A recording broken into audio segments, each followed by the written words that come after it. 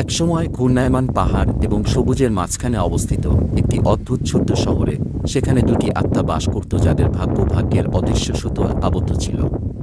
তাদের নাম ছিল এমিলি এবং জেমস। এমিলি একজন স্বাধীনচেতা শিল্পী ছিলেন। তার স্টুডিওটি শহরের কেন্দ্রস্থলে ছিল। তার ক্যানভাসগুলি জাগতিক জীবনে প্রাণ দিয়েছে। তার ব্রাশের প্রতিটি স্ট্রোক তার সীমাহীন সৃজনশীলতার প্রমাণ।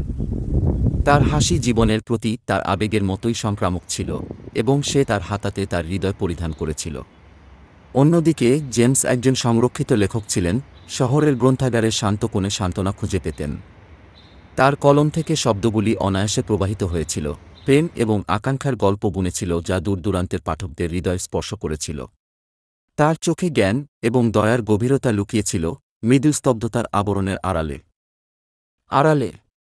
তাদের পথগুলি প্রথমে শহরের চত্বরে একটি কুয়াশাচ্ছন্ন সকালে অতিক্রম করেছিল, যেখানে এমিলির প্রাণবন্ত শিল্পকর্ম স্থানীয় গ্যালারির দেয়ালে শোভা করেছিল। জেমস একটি নির্জন গাছের চিত্রের সামনে মুগ্ধ হয়ে দাঁড়িয়েছিল, এর শাখাগুলি নীরব আকুলতায় আকাশে পৌঁছেছে। তার অজান্তে এমিলি দূর থেকে দেখেছিল, তার হৃদয় একটি স্পন্দন এড়িয়ে যাচ্ছে যখন সে তার সৃষ্টিতে নিজেকে নিমজ্জিত করার উপায় অবলোকন করেছে। যেন কোনো অদৃশ্য শক্তি দ্বারা টানা, জেমস নিজেকে সেদিনের পরে এমিলির স্টুডিওতে ঘুরে বেড়াচ্ছে।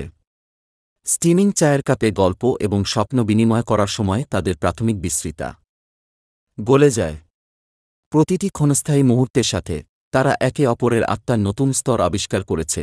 প্রতিটি ভাগ করা গোপন এবং ফিসফিস করা স্বীকারোক্তির সাথে তাদের সংযোগ গভীরতর হচ্ছে। দিনগুলি সপ্তাহে এবং সপ্তাহগুলি মাসে পরিণত হয়েছে, যেমন এমিলি এবং জেমস এমন কিছু প্রান্তে নাচছেন যার নাম বলার সাহস নেই।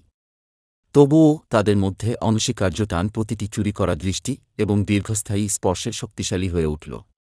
যেন মহাবিশ্ব তাদের একত্রিত করার ষড়যন্ত্র করেছে, ভাগ্যের একটি টেপেস্ট্রি বুনেছে যা কেউই প্রতিরোধ করতে পারেনি। কিন্তু যখন তাদের ভালোবাসা প্রস্ফুটিত হতে শুরু করে, ভাগ্য তাদের একটি নিষ্ঠুর হাত মোকাবেলা করেছিল। জেমস একটি দূরবর্তী শহরে তার লেখার কেরিয়ার অনুসরণ করার একটি প্রস্তাব পেয়েছিলেন, একটি সম্ভাবনা যা তাকে উত্তেজনা এবং ভয় উভয়ই দিয়ে পূর্ণ করেছিল।